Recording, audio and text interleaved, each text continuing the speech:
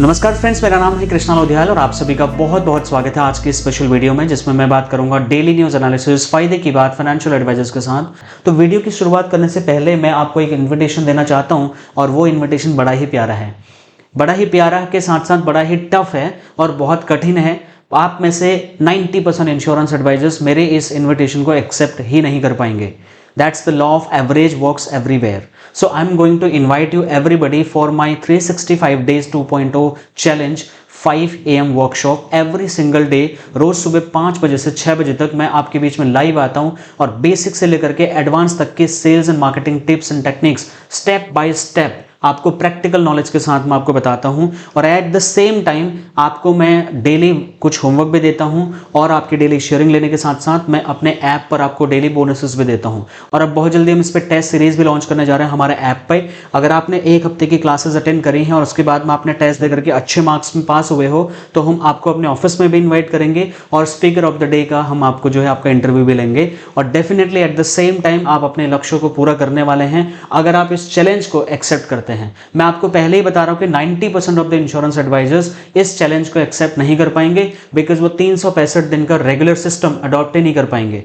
फिर भी हमारी कोशिश ये है कि 10% एडवाइजर भी अगर हमारे इस चैलेंज को एक्सेप्ट करते हैं, जो भी गोल आपका है, जो भी लक्ष्य आपका है एक साल के बीच में, उसको आप अचीव करने वाले हैं। तो इस चैलेंज में जरूर शामिल हो। इसका जो लिंक है वो मैंने वीडियो के डिस्क्रिप्शन में दे दिया है। सबसे पहले मेरा ऐप आप डाउनलोड करिए, Krishna Lodhiyal academy. Google play store पर जाइए, एप्पल ऐप स्टोर पर जाइए, वहां टाइप करिए, या सबसे बढ़िया इस वीडियो के टॉप पर एक कमेंट दिख रहा होगा, उस पर लिंक भी मैंने दे दिया है। टैप करके आप मेरा ऐप डाउनलोड कर लीजिए, बोनसेस आपको यहीं पे मिलेंगे। व्हाट्सएप में इस ग्रुप को ज्वाइन कर लीजिए जहां पर 4:45 पर जब आधी दुनिया सो रही होती है तो मैं उस टाइम पर अपना तैयारी करके पूरा लिंक, वीडियो ज्वाइन करने का लिंक आपको भेज देता हूं, वहां पर आप जुड़ेंगे। तो फ्रेंड्स, सबका बीमा सबकी रक्षा, ये वाला जो इन्होंने बिल पास कर रहे हैं लोग 2025 में, इसमें बीमा एजेंटों के लिए क्या खास है हम चर्चा करने वाले हैं। लेकिन बहुत सारे इंश्योरेंस एडवाइजर नए भी हैं, तो ताई जी ने बोला क्या है उनको जानना बहुत जरूरी है, क्योंकि ये ताई जी कभी भी उठ करके कुछ बड़े बड़े वादे कर देती है, कभी बड़े बड़े चीज़ों में हमें डरा देती हैं, धमका देती हैं। इंश्योरेंस एडवाइजर शौक में आ जाता है, लेकिन इनके बारे में जानना थोड़ा सा जरूरी है। आज मैं आपसे चर्चा करूंगा सबका बीमा सबकी रक्षा बिल 2025 है क्या। सबसे पहले आपको ये पता होना चाहिए, उसमें देखो इंश्योरेंस सुधार कानून है कि इंश्योरेंस अमेंडमेंट्स बिल है, जिसमें इंश्योरेंस के जो कानून है, कायदे कानून, उन पर सुधार करने के लिए इन्होंने संसद में लोकसभा और राज्यसभा से इसको पारित कर दिया है, पास हो गया ये बिल। अब इसमें क्या होना है, इसका जो मेन ऑब्जेक्टिव है वो इंडिया के इंश्योरेंस के नियमों को थोड़ा सा और इन्होंने जस्टिफाई करने की कोशिश करी है, थोड़ा और एडवांस करने की कोशिश करी है, कुछ सुधार करने की कोशिश करी है, ऐसा ये लोग कह रहे हैं। मेरे हिसाब से कुछ बात अलग हो सकती है, जिससे कि इंश्योरेंस के जो पेनिट्रेशन है इंडिया में उसको बढ़ाया जा सकता है, और मेन जो ऑब्जेक्टिव है यही है। तो ओवरऑल नटशेल में जो हमारा ये सबका विकास सबका जो बीमा, जो इन्होंने ये टैगलाइन दिया हुआ है, सबका बीमा सबकी रक्षा वाला जो टैगलाइन दिया हुआ है, ये हर चीज को एक नया नाम देने के लिए गवर्नमेंट जानी जाती है।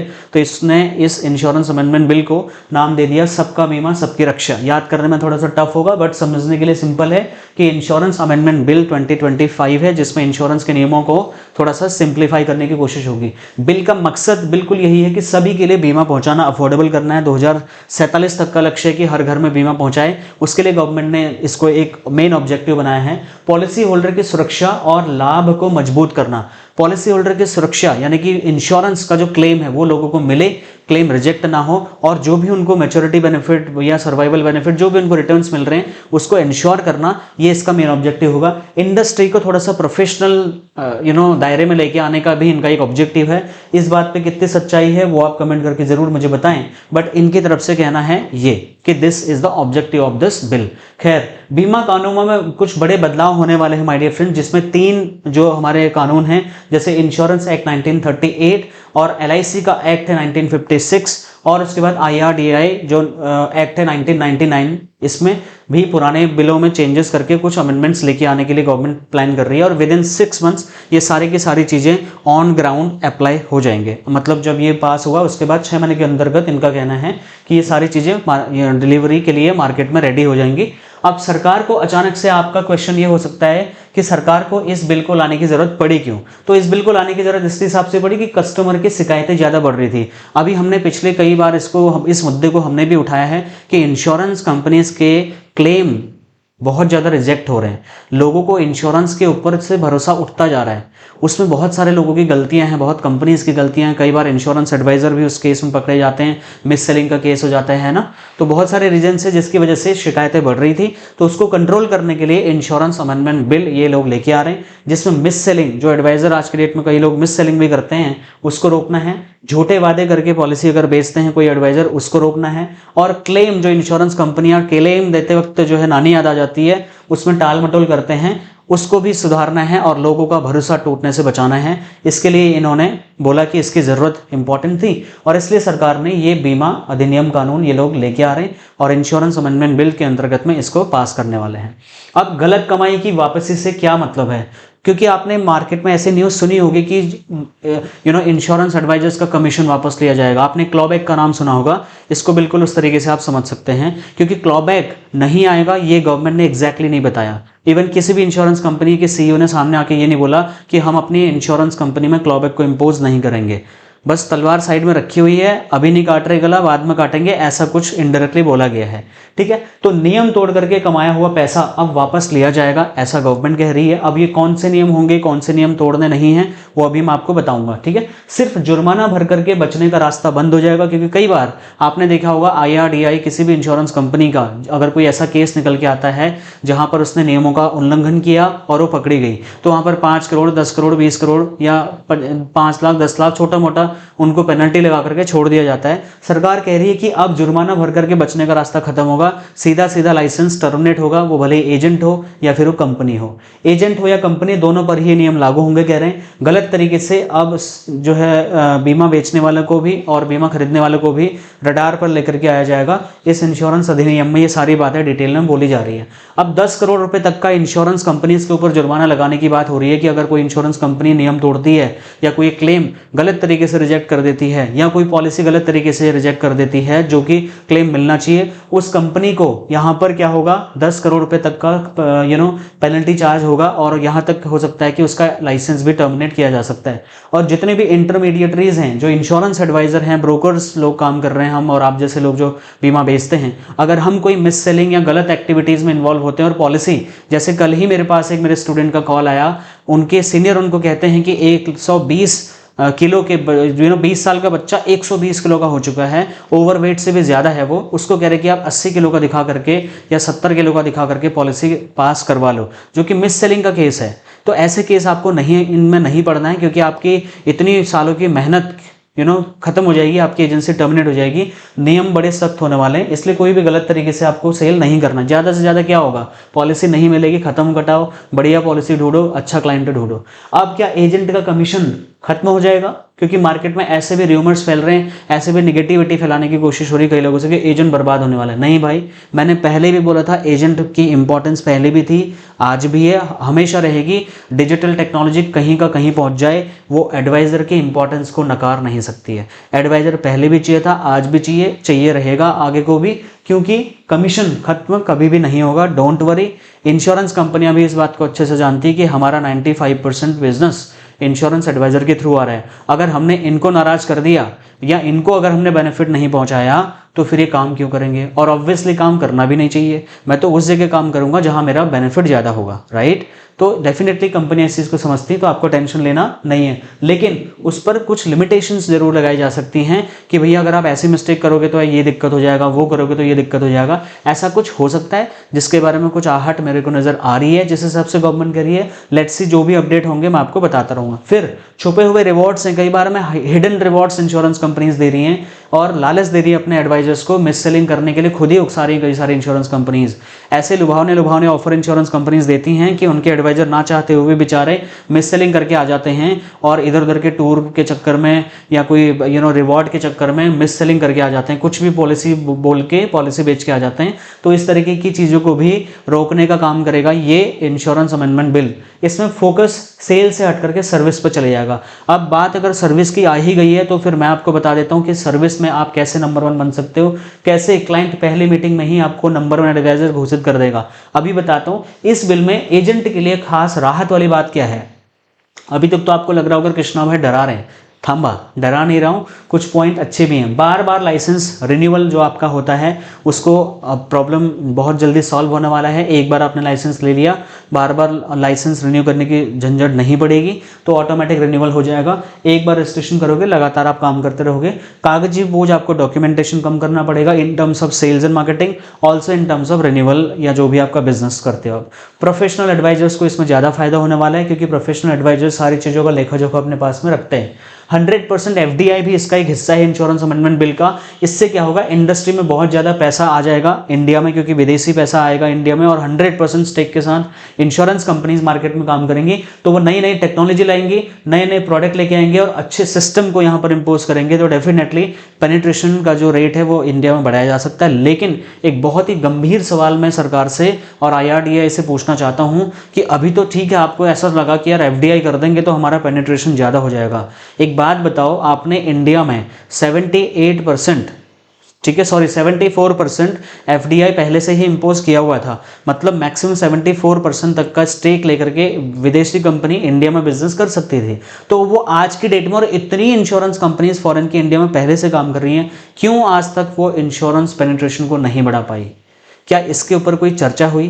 क्या इसके ऊपर कोई आपने रिसर्च किया? क्या कोई ऑडिट किया? नहीं किया। सीधा सीधा आपने एक शॉर्टकट तरीका अपनाने का कोशिश किया और विदेशियों को इंडिया का कैपिटल बाहर ले जाने के लिए इनवाइट किया है।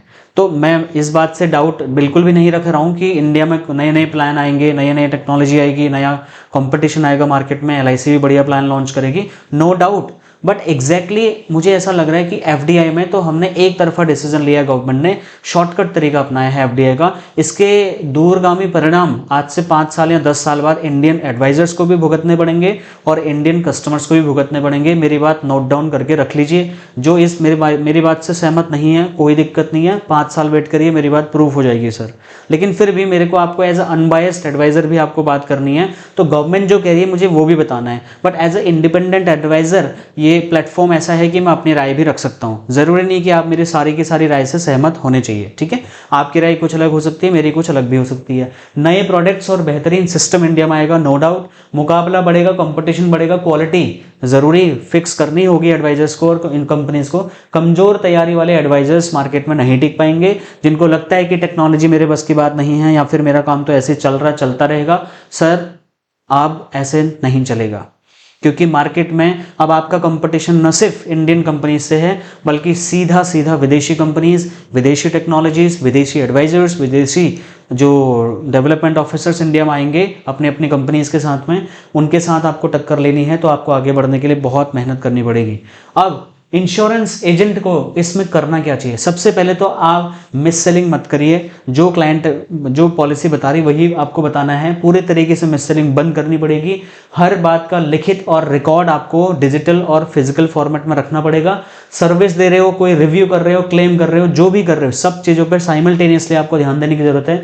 जो भी बदलेगा, जो ट्रांसफॉर्म होने के लिए तैयार रहेगा वही आगे बढ़ेगा। जो चीज़ों को बदलने के लिए तैयार नहीं होगा उसके लिए मार्केट में दिक्कत आ जाएगी। अगर मैं बात करूं डॉक्यूमेंटेशन की, तो पॉलिसी बेचने से पहले आपके पास में चाइल्ड एजुकेशन और गोल प्लानिंग फंड ये पूरा एनालिसिस फॉर्म होना चाहिए।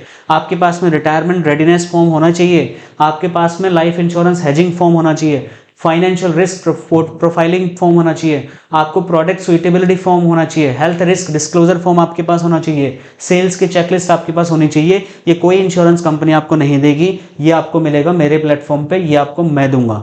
और पॉलिसी होने के बाद आपको लगता होगा कि मेरा काम खत्म है, असली काम तो पॉलिसी होने के बाद शुरू करना पड़ेगा। 7 तरीके बता रहा हूं, देखिए। क्लाइंट रिलेशनशिप फॉर्म आपका होगा, आपके पास होना चाहिए। ब्रांड एम्बेसडर फॉर्म होना चाहिए। क्लाइंट कंफर्मेशन फॉर्म आपके पास होना चाहिए। एनुअल रिव्यू फॉर्म आपके पास होना चाहिए। क्लेम असिस्टेंस फॉर्म होना चाहिए। लीगल कंसेंट फॉर्म होना चाहिए। क्योंकि आज के डेट में अगर आप पुराने ढर्रे से काम करते रहोगे तो मार्केट से गायब हो जाओगे माय डियर फ्रेंड्स। ध्यान से सुनिए। अब डॉक्यूमेंटेशन और क्लाइंट कंसेंट का महत्व कितना है? हर मीटिंग, हर प्रॉमिस, हर बेनिफिट का लिखित रूप से आपको अपने पास रिकॉर्ड रखना पड़ेगा। LIC भी रखती है, सारी इंश्योरेंस कंपनीज रखते हैं, बस कोई नहीं रखता तो वह है एडवाइजर। एडवाइजर बस पॉलिसी बेची, दूसरा क्लाइंट, पॉलिसी बेची, दूसरा क्लाइंट, पॉलिसी बेची, दूसरा क्लाइंट। मतलब जो आ गया उसको संभालने का फुर्सत ही नहीं है एडवाइजर को। भाई जो क्लाइंट आप अक्वायर कर रहे हो उनका डेटा तो बनाओ, उसकी फाइल तो बनाओ। हर किसी क्लाइंट को कम से कम एक ऐसी फाइल बना करके दो ना, पोर्टफोलियो बना करके दीजिए आप। अदरवाइज मार्केट में सस्टेन कर पाना मुश्किल होगा माय डियर फ्रेंड्स। डिजिटल और फिजिकल दोनों तरीके के रिकॉर्ड आपको जरूरी करने पड़ेंगे। अगर आप जानना चाहते हो कि ये रिकॉर्ड कैसे क्या मिलेगा तो मैं आपको बताता हूँ। सबसे इंपॉर्टेंट अगर क्विक समरी बताऊं क्या करना है आपको, कोई भी वादा आप जो भी बता रहे हैं वो लिख करके आप दें क्लाइंट को कि जो भी आप दे रहे हैं उसमें कितनी सच्चाई है, इंश्योरेंस कंपनी उसका प्रॉमिस कर रही है या नहीं कर रही है, आप क्लाइंट को लिख करके दें ताकि लिखित रूप में आपके पास भी रहेगा उसके पास भी रहेगा। कमीशन कैप को समझना पड़ेगा। कमीशन के नए नए अपडेट्स आ रहे हैं, नई नई चीज़ें आ रही हैं, तो ये चैनल सब्सक्राइब करके बेल आइकन प्रेस कर लीजिए, मैं सब बताऊंगा। सेल्स करने से पहले क्लाइंट को एजुकेट करना पड़ेगा। अगर आप एजुकेशन नहीं करोगे तो क्लाइंट भी हाँ हाँ हाँ हाँ बोलेगा और आप जो बोलोगे वो ले लेगा, लेकिन 1-2 साल बाद पॉलिसी सरेंडर भी करेगा, कोई रिस्पॉन्स नहीं करेगा, कभी बुलाएगा नहीं, इन्वाइट नहीं करेगा, रेफरेंस नहीं देगा, वो क्लाइंट आपका वहीं खत्म हो जाएगा। ठीक है, मिस सेलिंग से 100% आपको खुद को बचाना है। कोई भी व्यक्ति कमीशन नहीं देगा, मतलब नहीं देगा। आज अगर आप कमीशन दे करके लालच में पॉलिसी बेच रहे हो, अपने पैरों पर आरी चला करके आ रहे हो, आने वाले 2-1 साल के अंतर्गत में आपका बिजनेस का नामो निशान खत्म हो जाएगा मार्केट से। अगर कमीशन देके धंधा करने वाले एडवाइजर हो ना, मेरी बात ध्यान से सुन लो आप, आपका टिकना मुश्किल ही नहीं नामुमकिन होने वाला है। मैं आपको प्रूफ के साथ ये चीजें बता रहा हूँ। ठीक है, रिकॉर्ड कीपिंग रखिए माय डियर फ्रेंड। जो भी पॉलिसी बेच रहे हो, यहाँ तक कि एवरी सिंगल डे आप किससे मिल रहे हो, क्या बात हुई, कहाँ मिले, उसका नंबर क्या है, अल्टरनेट नंबर क्या है, पॉलिसी कोई एग्जिस्टिंग पॉलिसी का क्या स्टेटस है, घर में कौन कौन रहते हैं, उसने आपको क्या बोला, आपने उसको क्या बोला, एक एक बात का रिकॉर्ड आपको रखना है। अब आप बोल रहे होंगे यार इतने सारा चीजें करना है कृष्णा भाई, कैसे करूंगा, अभी बताता हूँ। ठीक है, update yourself with IRDAI notifications, ये तो खैर आपका भाई काम कर देगा, आपको वहीं कहीं रिसर्च करने की जरूरत नहीं है। डेली मेरा वीडियो देख लेना, मैं आपको बता दूंगा।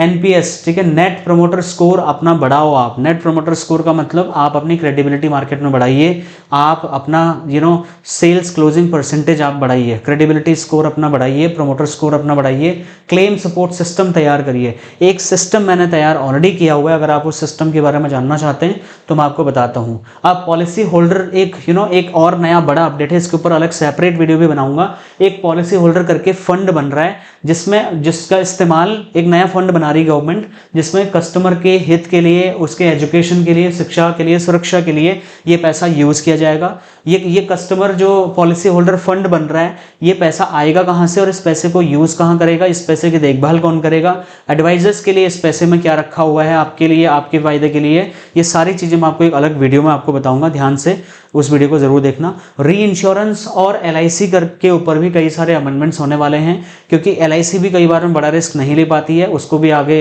री इंश्योरेंस लेना होता है। तो री इंश्योरेंस के लिए पूंजी की आवश्यकता को है घटाया जाना है इस इंश्योरेंस अमेंडमेंट बिल में, और LIC को ऑपरेशंस में ज्यादा पावर देने की कोशिश गवर्नमेंट कर रही है, ऐसा गवर्नमेंट बोल रही है, बट वो होगा नहीं होगा बाद में पता चलेगा। अब मेरा ऐप डाउनलोड कर लो आप, ठीक है, डाउनलोड करके आपको बोनसेस जो भी हैं वो फ्री मटेरियल में मिल जाएंगे। ये ग्रुप आप ज्वाइन कर लीजिए। और ये वीडियो आपको कैसा लगा, इसमें कोई क्वेश्चन, फीडबैक, सजेशन या कोई कंप्लेन ही सही, आप कमेंट करिए। गूगल में मेरा नाम सर्च करिए, कृष्णा लोधियाल एकेडमी, वहाँ पर आप जाइए, लोग उसको देखिए क्या रिव्यूज़ दे रहे हैं, अपना भी वहाँ पर रिव्यू दे करके मेरे को फीडबैक दीजिए 1 से लेकर 5 तक। अब अगर आप ये जानना चाहते हैं कि प्री सेल्स और पोस्ट सेल्स के जो डॉक्यूमेंट जो मैंने बोला आपके पास में होने चाहिए, तो इस वीडियो को आप लास्ट तक आगे कंटिन्यू देखते रहिए। और अगर आपको ये फॉर्म नहीं चाहिए तो इस वीडियो को छोड़ करके यहीं पर आप जा सकते हैं, उसी तरीके से मार्केट में काम करिए जैसे आप कर रहे हैं। बट अगर कुछ नए तरीके से काम करना चाहते हो और क्लाइंट को हमेशा के लिए अपना बनाना चाहते हो, किसी भी कंपटीशन से लड़के आगे बढ़ना चाहते हो, तो फिर आप डेली मेरा 5 बजे लाइव क्लास ज्वाइन करिए। और उसके बाद में यहाँ पर क्या करिए, डेली इस ग्रुप में लिंक मैं आपको भेज दूंगा। इस वीडियो को आगे को देखिए। अब मैं आपको वो सिस्टम बताने जा रहा हूँ जिस सिस्टम को अडॉप्ट करके आप पहले ही मुलाकात में अपने कस्टमर को अपना सपोर्टर बना लोगे, अपना वेल विशर बना लोगे, वो आपको पॉलिसी की बात खुद ही करेगा। चलिए शुरू करते हैं।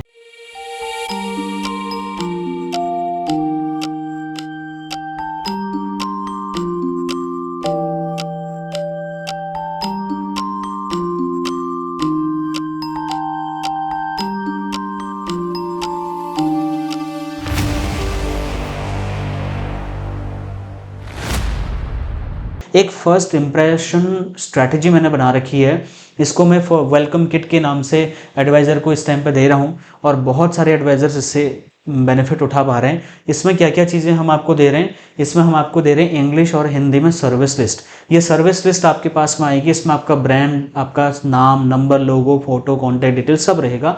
जब आप जा रहे हैं कस्टमर को तो आपको ये बताना है कि सर मैं आपको ये सर्विसेज दे रहा हूँ, क्योंकि जितनी भी ऑनलाइन कैपेसिटी आ जाए, जितना भी ऑनलाइन कुछ हो जाए, सर्विस तो एडवाइजर ही देगा। तो आप ये सर्विस उसको एक्सपोज करके बताइए कि मैं आपको ये सर्विसेज दे रहा हूँ सर। जब वो आप उसको ऑफर करेंगे तब वो आपको टाइम देगा, तब आपके साथ में बात करेगा। और इसके साथ साथ इंग्लिश और हिंदी में 25 LIC के रेडीमेड कॉम्बिनेशन पोस्टर्स हमने बनाए हैं। इस तरीके से ये डेमो देख लीजिए आप, हिंदी में भी है, इंग्लिश में भी। इसके अलावा पॉलिसी होने, इसके अलावा इसका PDF फाइल हम आपको देंगे, प्लान डिटेल सीक्रेट फाइल, जिसमें आपको पता चल जाएगा कौन कौन से प्लान इसमें हमने बनाए हुए हैं। इसके अलावा मैं आपको 14 फॉर्म दे रहा हूँ। 7 फॉर्म मैं दे रहा हूँ पॉलिसी होने से पहले भरने के लिए, और 6-7 फॉर्म मैं दे रहा हूँ पॉलिसी होने के बाद। मतलब प्री सेल्स पॉलिसी होने से पहले के क्या क्या फॉर्म है, चाइल्ड एजुकेशन गोल प्लानिंग और फंडिंग असेसमेंट फॉर्म। अगर किसी को बच्चे की प्लानिंग करनी है, बच्चे की फाइनेंशियल एजुकेशन के बारे में प्लानिंग करनी है, 100% अगर आपने ये फॉर्म भरा दिया ना, तो आपकी पॉलिसी होने की गारंटी समझ लो। विद इन 3 मंथ्स वो पॉलिसी आपकी क्लोज हो जाएगी, अगर ये वाला फॉर्म आपने भरा दिया। क्योंकि ये फॉर्म मैंने बहुत रिसर्च करके, पूरा टाइम लेकर के, डिटेल रिसर्च करके मैंने फॉर्म बना रखे हैं। ये फॉर्म आपकी ब्रांडिंग के साथ आपको मिल जाएंगे, कोई भी एजेंट दूसरा कॉपी नहीं कर पाएगा आपके फॉर्म को। हमने आपका कॉपीराइट भी इसमें डाला है। रिटायरमेंट का readiness and corpus gap analysis form. अगर किसी को आपको रिटायरमेंट पॉलिसी बेचनी है तो उसका कॉर्पस गैप एनालिसिस करके इस फॉर्म की मदद से उसको कट टू क्लियर समझ में आ जाएगा कि उसको रिटायरमेंट पर या तो दिक्कत होने वाली है, या फिर वो आपके साथ इस फॉर्म को भर के आगे अपनी लाइफ को सिक्योर कर सकता है। अगर life insurance hedging form, life insurance अगर किसी का नहीं है तो कैसे वो लाइफ इंश्योरेंस का जो रिस्क है लाइफ में, उसको वो हेज कर सकता है, इस फॉर्म की मदद से उसको आप बता दोगे, वो खुद भरेगा अपनी जानकारी।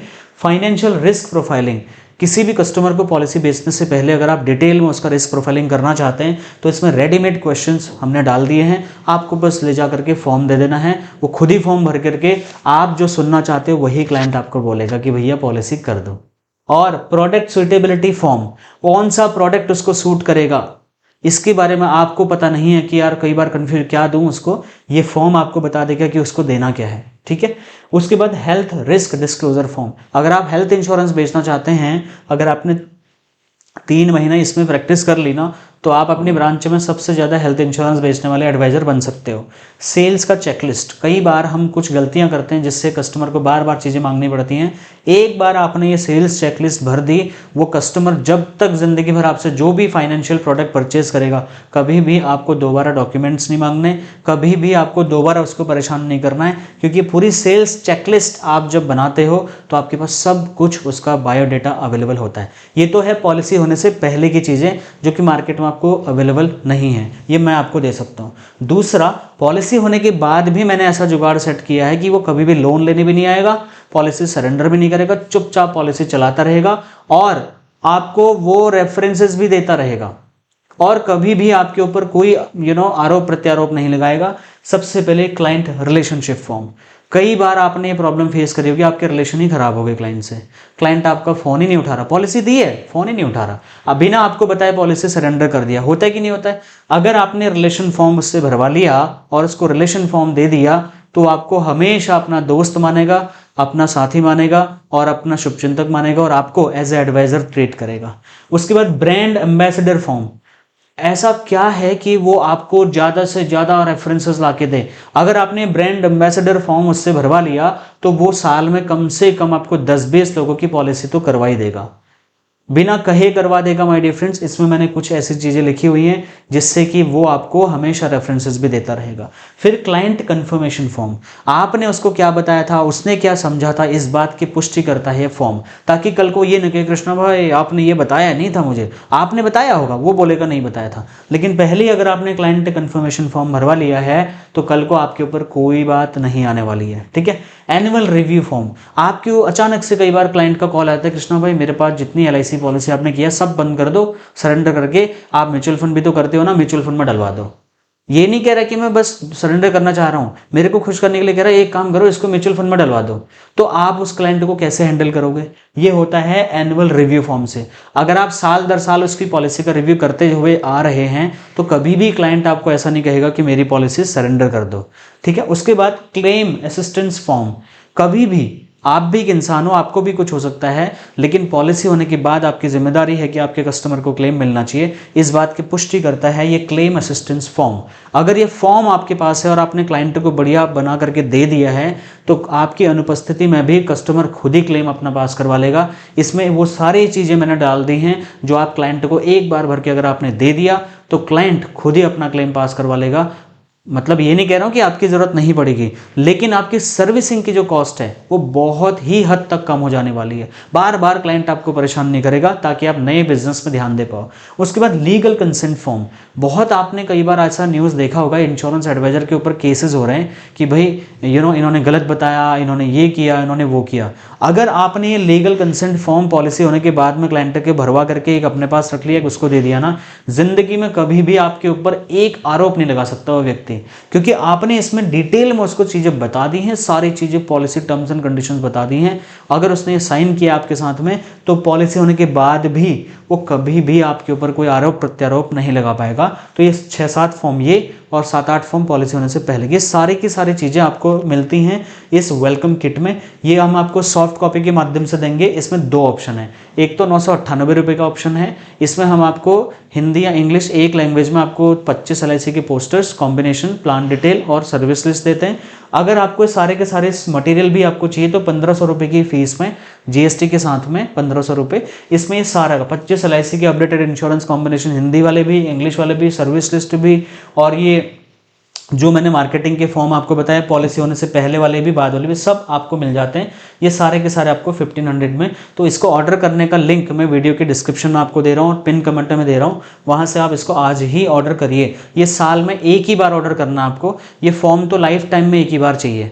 तो इतना रिस्क आप ले सकते हैं मेरी बात पे भरोसा करके, ये आपको फ़ायदा ही पहुंचाएंगे। फिर ये ये पोस्टर्स, ये वेलकम किट लेने के बाद इस तरीके की फाइल में आप इनको लगाएं और जब भी किसी कस्टमर के पास जाएं तो अपनी सर्विस लिस्ट के 2000 प्रिंट आउट निकाल के बांटना शुरू करें, क्योंकि जब तक आप सर्विस एडवाइज़र बन के नहीं जाओगे आप ब्रांड एडवाइज़र नहीं बन पाओगे, क्योंकि ये सर्विस इंडस्ट्री है। अगर ये फाइल आपको चाहिए तो हमसे ऑर्डर करवा सकते हैं। और सोशल मीडिया अगर आप ज्वाइन करना चाहते हैं 31 दिसंबर लास्ट डेट है। और पर्सनल कंसल्टेशन बिजनेस में अगर आप PBC ज्वाइन करना चाहते हैं, हमारा पर्सनल कंसल्टेशन प्रोग्राम, तो 31 दिसंबर लास्ट डेट है। मेरा चैनल सब्सक्राइब करके बेल आइकन प्रेस कर लीजिए। फेसबुक पर भी कृष्णा लोधियाल अकेडमी बना दिया है, उस पर भी फॉलो कर लेना।